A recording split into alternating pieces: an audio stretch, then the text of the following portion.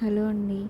హోలీ పాడ్యమి ఈరోజు జరుపుకోవాలి, శనివారం జరుపుకోవచ్చా లేదా శుక్రవారమే జరుపుకోవచ్చా అంటే శుక్రవారమే జరుపుకోవాలండి. ఎందుకంటే హోలీ స్వర్గం ఆ రోజే కాబట్టి ఆ రోజే జరుపుకోవాలి.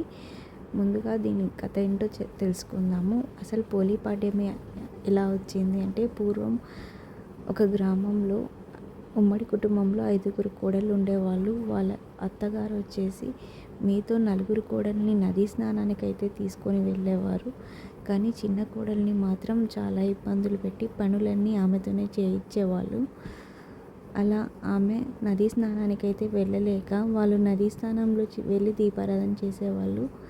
కానీ చిన్న కోడలైన పోలి మాత్రం ఇంట్లోనే తులసి కోట దగ్గర వాళ్ళు వెళ్ళిపోతేనే పనంతా పూర్తి చేసుకొని ఇంట్లోనే తులసి కోట దగ్గర దీపారాధన అయితే ప్రతిరోజు చేసేది. అలా 30 రోజులు పూర్తి చేయాలని సంకల్పించుకొని 29 రోజులు చేశాక చివరి రోజైన 30వ రోజు తను పూర్తి చేసిందండి దీపారాధన.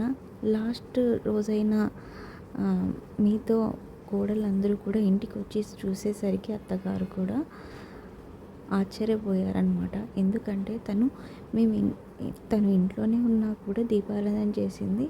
మేము బయటికి వెళ్ళి కూడా చేసి వచ్చాము. తను చేసింది దీపారాధనకు అక్కడ స్వర్గం నుంచి అయితే దూతలు అయితే వచ్చారనమాట తను స్వర్గానికి తీసుకెళ్ళడానికి.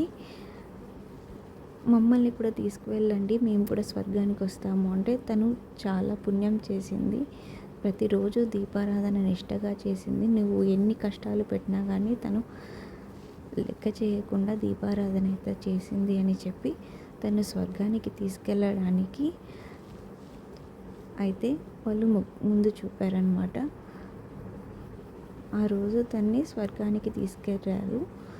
సో అందుకోసమే మనం ఇన్ని రోజులు కార్తీక మాసం నిష్టగా నియమాలు పాటించి మాంసాహారం భుజించకుండా